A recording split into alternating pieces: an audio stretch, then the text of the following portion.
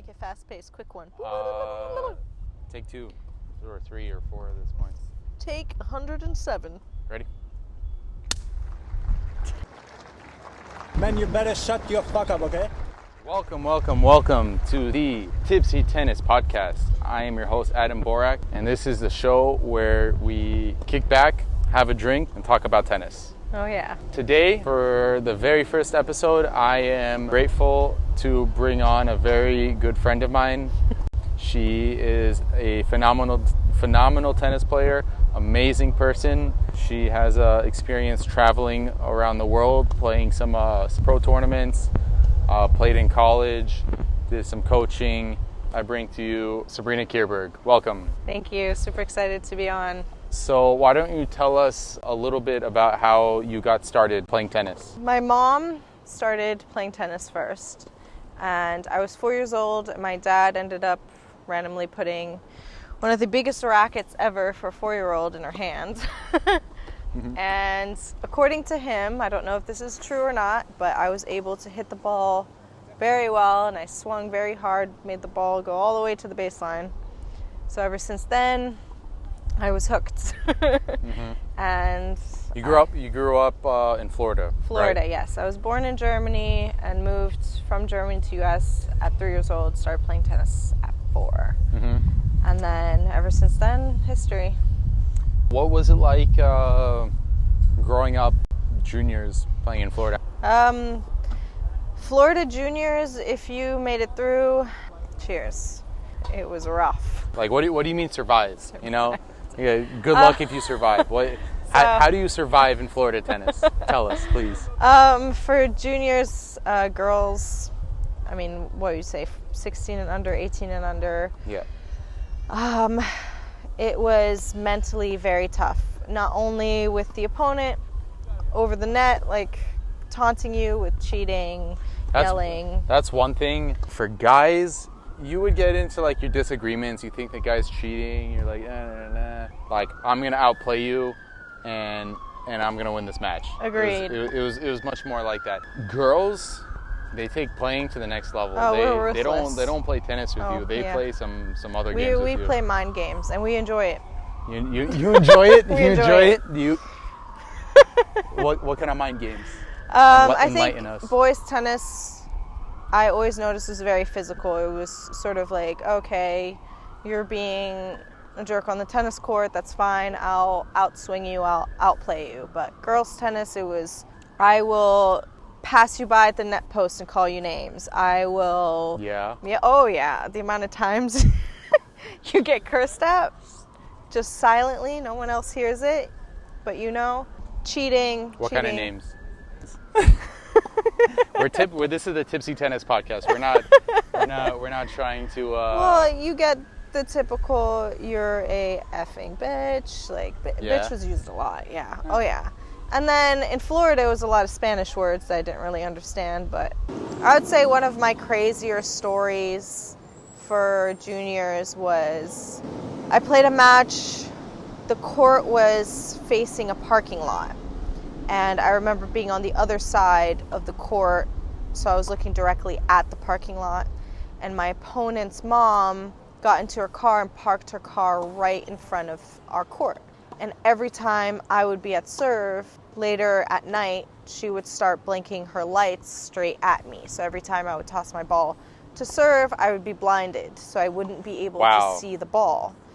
And that was one of the crazier things that people would do. The parents getting involved. Parents were involved all the time. Tennis parents are crazy. Crazy. Tennis parents are a different breed of parent. Oh, no.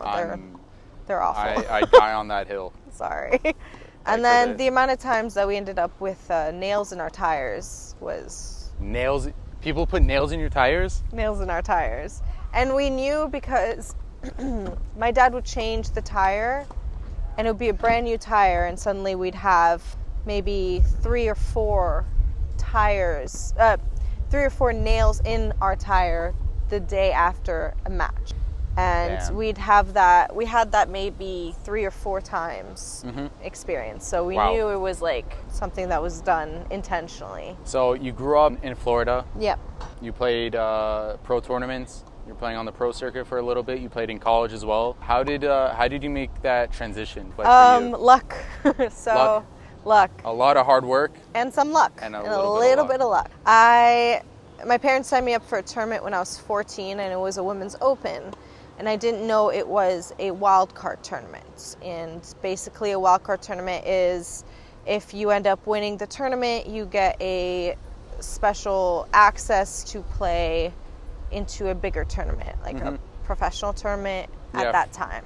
And these wild card tournaments are a great way for lower ranked players to get into these higher ranked tournaments and hopefully break out it's from those. Like a lottery tournament. Yeah. Basically. So at 14 years old, 14, you played a women's ITF Pro Tour wildcard tournament. Did you win it? I did not win it. I made it all the way to the final, lost against the girl in the final, but finals? Yeah. At 14. 14, and ended up getting a wild card anyway because I believe the director saw me play and had an extra wild card to give away. So I got lucky enough to get it, and it was my first pro tournament at 14 years old. Where was it? It was in Florida. I don't remember exactly where, but I know it was in Florida. Until I was 19 years old, toured a lot around the U.S., went to different challenger tournaments there, went to one in Puerto Rico, went to a few in Tunisia, a few in Germany, Austria, and I think a lot of them was in Turkey as well. And toured for a good while, and then ended up getting injured, so that's where I ended up moving towards college. What kind of injury? Achilles tendon. Achilles tendon. Yeah. That's a bad one. I played D2 school called Nova Southeastern in Florida. I was supposed to go to Syracuse D1 school, but since I played pros for too long after my graduation, I was not able to play D1 schools. So completely, right? Yeah. Wow. So I think. What do you think about that? What do you think about the line NCAA draws for professional amateur players and their development? Because like for you, you're 14 years old and you're playing a pro tournament. You're obviously not a pro, but because you have this track record, NCAA is very strict about it. I know if you ever accept any kind of prize money that's above your travel expenses for that tournament, then you're considered a pro. Yeah. And then you lose any scholarship opportunities to play. So like, what do you think about that? I really have not thought about it, so I don't have much an opinion on that side. I just thought kind of sucks that I wasn't able to play D1, even though I had the skills to be very good in D1. And to be completely honest, D2 and the competition that was in D2 tournaments, because it was all of us pro players that were able to go to D1. That's true. It was the toughest competition ever. That's true. So a lot of the girls that I knew that played D1 tennis were having a very easy time because it wasn't as competitive as D2 tennis. Every time we played Florida schools, I would end up playing. I was playing number one on the team, so I'd end up playing girls that were ranked 300. In the world? 300 in the world. Wow. So tough competition, and as soon as we got to schools that were more like Midwest or North, it was a little bit easier. It was a walk in Central Park. It was pretty. What does the junior antics carry over into college? Oh, please, yes. Is it worse? It's worse because it's college. They really don't yell at you much for kind of cursing on the court as much as juniors. So there's a lot of screaming at each other, different sides of the. That was one thing. I was always a fair player growing up. If somebody cheated me, and I know they cheated me, the first time I usually let it slide. Yeah. But like if it happened throughout the match, yep. I was told retaliation call. Instead of cheating back, you know what I did? What? I walked up to the net and look them dead in the eyes and yell at them and be like, "Look, my guy, if you're gonna cheat, at least try to make it look convincing, and don't call shots that are a foot in out, and I would like yell at them. I don't think they've ever had like an opponent like yell at them. And you know what happened after that? What? Shots that I hit out, they would call in. No, my because God. they were afraid that I would confront them about it again. Men's tennis, that would never happen in girls' tennis. Never. No, I would. You would. No. Screaming was normal. You would scream at the girl and tell her not to cheat anymore, and she would look you dead in the eye and be like, Yeah, "Sure, of course not," and cheat you 10 times worse. 10 times worse. I've heard stories where like somebody would just kind of like bump the ball in like this in the middle of the box, and the girl would just be like out. Yeah. You said you played in Tunisia. Mm-hmm. Your parents are your mom. My mom's Tunisian. Tunisian. My Your dad's dad is German. Yeah. What do you think about Jabuer? Well, obviously, Wimbledon finals. I'm sure all the Tunisians out there are screaming at the top of their lungs watching TV. I think good for her. Great. I mean, Jabuer was a very household name when I was in Tunisia. My dad says that I apparently hit with her when I was younger. I've heard of that name a lot when I was playing tournaments there, so she was definitely a household name. Good for her. Good for Tunisia. They definitely need someone to root for. But you said you played tournaments in Tunisia? I played in Monastir a lot. What's your impression of Tunisian tennis? Not as popular as soccer. Soccer is number one? Soccer is number one over there. They're phenomenal fans of soccer. I think with Jabuer coming on, I think tennis is going to pick up. But of course, it's not like all European cities. They don't have the funds for the tennis courts. They don't have the equipment to keep it running. And they don't have the people that have the money to play tennis. It's a very wealthy sport over there. Yeah. So a lot of the barriers. tennis courts are empty whenever I go practice there. Mm-hmm. They're pretty empty, so. What are you doing now? I'm retired. Ex-pro, D2, Ex-pro, should have been D1 athlete. I mean, I was All-American twice in college, so. I don't know what that means.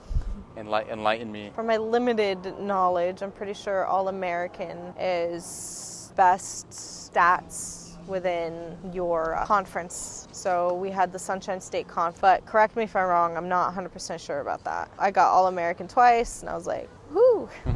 Right now, I play tennis casually with anyone that's good enough to hit. That's good enough. There are requirements. You got to send your CV in advance, and It's interesting now because it's a lot of the tennis players that I know that grew up playing juniors with me.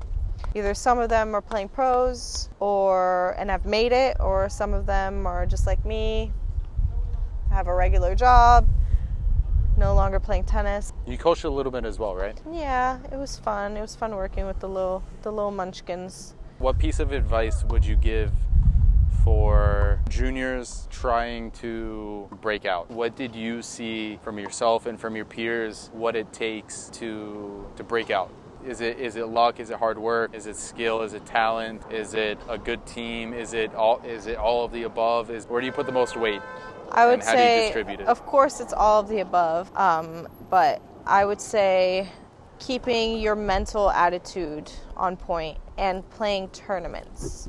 Every single weekend, play a tournament. Tournaments. Doesn't matter if it's below your level, above your level, whatever it is, play a tournament. Why? Why tournaments? Why not practice? Because when you practice, you're loose, you're relaxed, no one's really putting any pressure on you. But when you're practicing, no one's putting any pressure on you. But when you're playing a tournament, there's a lot of pressure there. Pressure to win, pressure to perform, especially if you're playing a tournament that's like below your caliber. You obviously think in your head that you have to win this. If I would have played more tournaments in my whole career, You would have replaced Jabuer for first Tunisian woman in I Wimbledon really, final. I really don't know that. That would have been nice. Would have been nice. I think for a lot of tennis girls now who play juniors, it's kind of disheartening to watch pros because it's all the girls that you grew up with. It's disheartening for you? Oh yeah. It's Monica Puig. I used to practice with her. She was like a close friend of mine when I was young. The Osaka girls, her and her sister used to be in tournaments with me. Danielle Collins used to play juniors with me. Jessica Pegula, who's playing US Open. People don't realize how expensive it is. The difference between a tennis professional and any other profession, like not any, but most other professional sports, especially team sports. If you get recruited by a team, you play for that team. The team usually has a facility that you train. You have a bunch of teammates that you could always, tap in and out, and then that half of your games are going to be home and half of your games are going to be away. And when you're away, the team also takes care of it. For tennis, 0% of the tournaments are home, except for maybe once a year. The other 50 weeks out of the year is travel. Very expensive. You're traveling. You're paying for hotels or apartments, or you're paying for your team. You're paying for meals. You don't always have a kitchen, so you're constantly ordering out is always more expensive. You need to have some sort of diet. Yeah. You can't be eating McDonald's every single day. The flights and everything. Do you feel like you had the means to do it? No. I mean, my dad was basically my sponsor, and he paid so much money just to have me travel, and it would be $2,000 per tournament, because the pro tournaments. How much would you get for, let's say, winning one of the lower level tournaments? $1,000 for winning the tournament. Yeah. So it costs you about $2,000 per tournament, and if you won it, best case scenario, you got $1,000. How is that sustainable? Well, I mean, that's the name of the game. It's not sustainable unless you have the means, or you're picked up by a country. I know Osaka. What do you mean picked up by a country? So I know Osaka. She played for U.S. before she switched up to play for Japan. Yeah. So if you're good enough and you had like a good enough ranking, and you had like a background, let's say a passport, you could be picked up by that country. So the government is sponsoring it, or who? Well, it's the tennis association. So it's like USTA for US players. Okay. And then it's the association for whatever other country. No, I have a friend. I met him in India for a wedding. And it was like a whole tennis community. He's actually an employee, or I don't know how you put it, but he's in the Indian Army. Wow. He's in the Army, and his job for being in the Army is to represent the Army in tennis tournaments. Interesting. So they have in India, they have like a few tournaments throughout the year where it's like Army versus Navy versus Air Force, like that kind of stuff. And he just needs to represent the Army in those times. He was like number 3 in India at some point out of 1 billion people, which pretty impressive. 3 sounds a little bit too high. I'm sorry if I'm underestimating you, Kaza. But if I remember correctly, it was that. But it's also India. You don't hear you have some players that come out of it, like Leander Paes, arguably the best doubles player in history, came out of India. You have Samdev Devarman, Bopana. You have a few people. They don't get too much rep. Yeah. On the pro tour. It's actually very interesting to see how different countries organize their tennis associations. You know who's very different? France. I spent, when I was 16, 17 years old, I spent a month in France for an academy. The interesting thing with France, the way they run their tennis, is they have a rating system.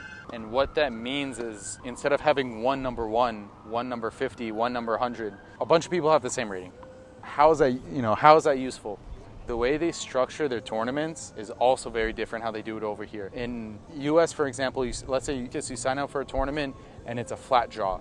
Yeah. You have the number 1 seed at the top, the number 2 seed on the bottom. You spread out the seeds, and then everything else is random. And if you get unlucky and you play the first seed of the tournament and you lose 0-0 and you're done in an hour, you go home and you spent like $100 to play this tournament, and it's just like a waste of time and a waste of money. The way they do it over there is, because it's not based on ranking, it's rather on rating, they kind of have like a slanted draw rather than a flat draw. And so you're looking at it like this, where the lower rated players start earlier in the tournament and they're all grouped together. And so your first round or two is always guaranteed somebody either 1 rating below, the same rating, or 1 rating above. Oh, interesting. And so you're pretty much guaranteed good, like, competitive match. And if you want to win a tournament, if you want to be, you know, a champion, you got to beat everybody. It doesn't matter where you are in the draw, you got to go through everybody. True. But in terms of development, you're usually playing a few matches per tournament, and you can kind of bank on that. The lower rated players play earlier in the tournament, and so for somebody like that, a low-rated player to win the entire tournament is going to take like 30 matches. Because they do it this way, so let's say this tournament starts June 1st, all the lower-rated players are going to start on June 1st. And let's say you're in the middle of the pack, you're not going to start playing the tournament until June 15th, until halfway through, you know, let's say it's a month. The tournaments are like a month long because of how many people they have and the rating system that they go through. And so if you're a high-rated player, you're going to join, you know, later on. You're going to start like round of 64, let's say, instead of round of 1,000. And so it's much better for the development in it, and I love that. And it's not a coincidence that the French have the best players in the world. You look at the top 100, the top 200, I wouldn't be surprised if they're number one in top 100 players. And you know what I loved about it as well? After every match, it's a French tradition. The winner offers the loser a drink. The French, they're social, they hug, they kiss, all that stuff. The winner, as a condolence, however you want to put it, will offer the loser a drink. You sit, you talk for 10, 15 minutes, whatever, and then you guys split off. It breeds a better culture for tennis. Like, it's more engaging, you know? Yeah. I remember in juniors, there was always like the death stare. You know what I'm talking about when you walk into like a tennis center lobby where everybody's just kind of like looking at you and like the parents are even giving you the death stare. Oh yeah. Yep. How are you improving, you know, the community like that? Yeah, but I think that's the difference between European tennis and US tennis. Well, to top off this episode of the Tipsy Tennis Podcast, let's bring it to a close with my surprise guest for today, the very own Daniil Medvedev. Man, you better shut your fuck up, okay? Daniil. Hey, Stefanos, you want to look at me and talk? Daniil. You have some problems, you go emergency toilet for 5 minutes, urine, and then you say, then you hit let and you don't say sorry, you think you're a good kid? Look at me. Hey, look at me, huh? You don't look at me. He started it. He started it. I know, but stop it. He started it. Yes, but... Yes, he started it. Think this is normal? I answered him because he doesn't know how to fight. He's a small kid who doesn't know how to fight. T'es plus intelligent que lui, arrête. T'as gagné? If he doesn't say anything, I have no problems with him. But if he says something to me and he wants to fight, he needs to do it. He doesn't look at me after. Arrête.